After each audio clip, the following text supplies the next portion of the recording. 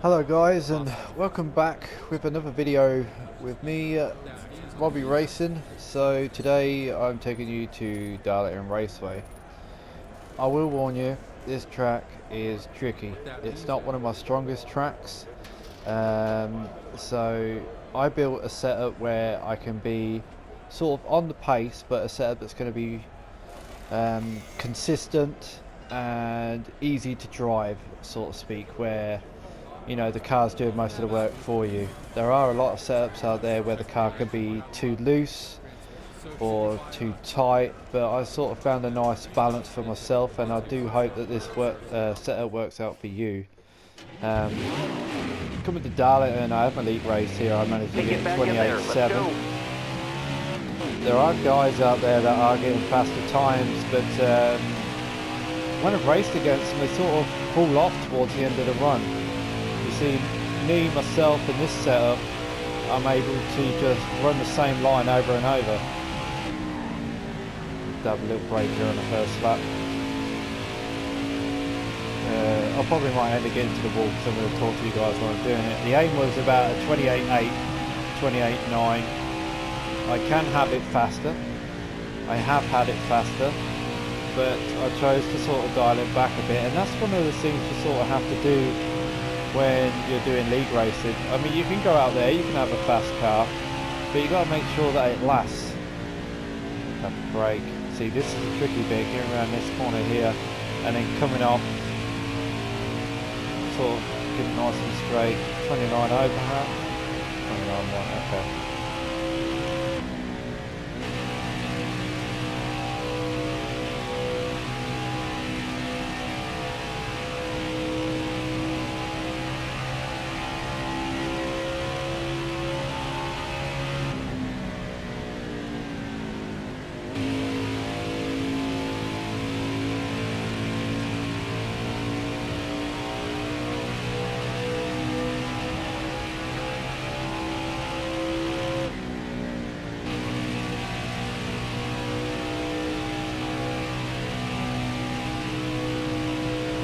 As you can see, I can let off in the beginning of the corner and accelerate around the rest. This one, there's two ways of doing it. Just letting off early, letting it roll, slide a little bit. That's usually the track bars. And then accelerate. When you get to about that yellow line, I'll show you again on this lap. So, letting off. As soon as it does that little bump thing to get around the corner, just boot it. Try and keep it nice and steady.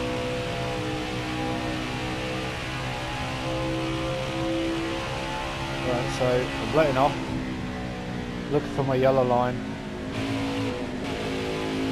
Yes, yeah, see, that's pretty close there. It's probably a 29.3 if I messed up.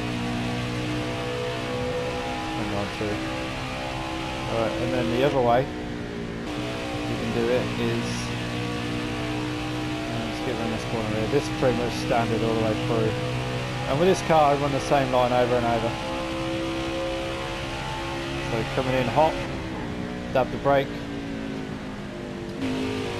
accelerate out. So that's two ways you can sort of do that corner there. As you can see, great tyre wear, 587 on the right sides. See, if I miss my mark, you're going to get into the wall. Oh, bloody glitch.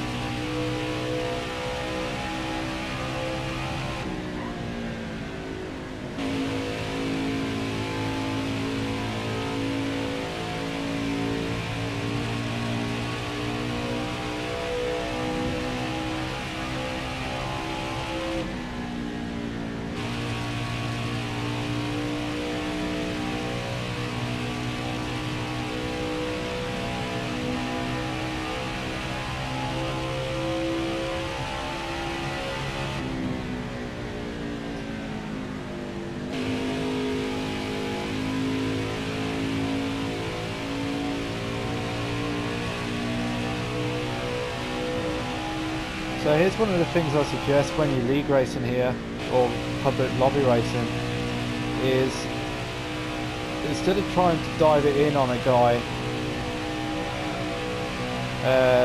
coming into the corner, try and get them on the exit, try and get that run, suck at the draft, because you know you're going to slide up if you're going in too hard.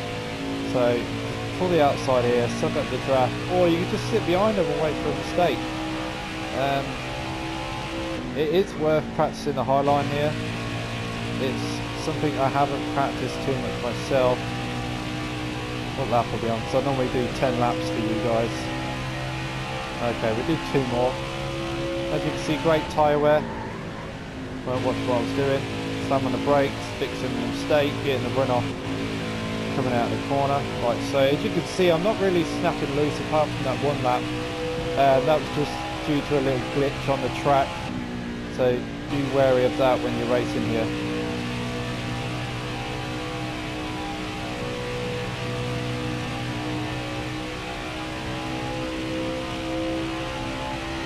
And it's just, I'm literally just sat back and just talk to you guys, and it's effortless. It's just so easy to drive. See, even though I made a few mistakes there, I still got a 29.6. And you can see that it's a 3 gear. There's a reason for that.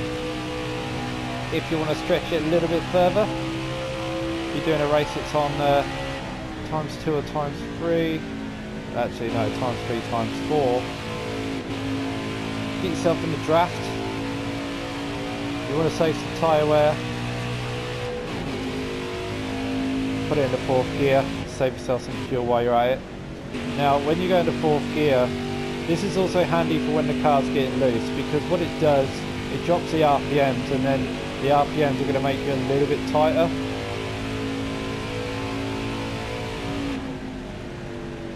As you can see, you're going to have to hit the brake there. Let's do 1 more lap, I'll show you how to do it in 4th gear.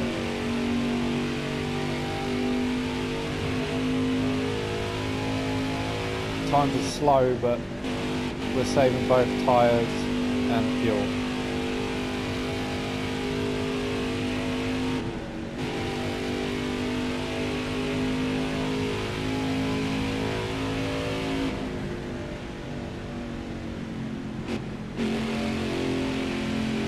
Alright, so we're at 62, 65, I've shown you the fuel gear. Let's kick it back into 3rd gear.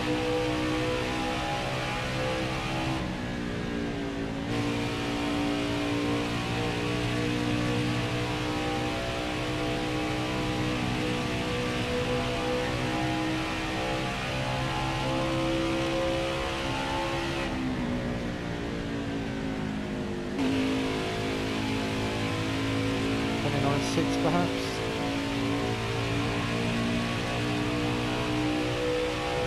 Yep. So there you go, guys. That is 10 laps around Darlington. So here's the lap time. So the car is fast. It's consistent. I don't need to prove that to you guys. I mean, dial it in. Adjust it to whether you have a controller or a G29 using the wheel lock. Maybe if you're on a controller, you might have to drop the right hand track bar down by 1 or 2 clicks, or you can use the right spring to do so, or you could use the right rear rebound actually and just go at 1 or 2 clicks on that. It's consistent. As you can see at the end there, 29.6. Before I put it into a fuel save gear, I was getting 29.6. And obviously the slower laps is where I made a mistake, because it's not one of my strong ones. But firing off at a 28.8, 28.9 is about where you want to be. You can bunk up the right sides on this. It will be looser. Keep that in mind. I'll take to the setup. So here we are. Right, so this is what I was talking about. When you bunk up on the right hand side, it's going to be looser, and you're going to burn off more tyre. As you know, with my setups, I make it so I try and make the tyres last as long as possible using my tyre pressures and my shocks. So when you do go up on the right sides, be sure to add a little wedge in there. If you're going to go 52, 51 or 51, 50, right front, right rear, then I would recommend about a 51.3 to 51.6 wedge. So that's for you guys to try out. But overall, the car feels great. It's stable, it's consistent, and I wish you guys the best of luck with it. Thanks for tuning in. Don't forget to like, subscribe, share the video, get the word out there, and yeah, I'll see you in the next one.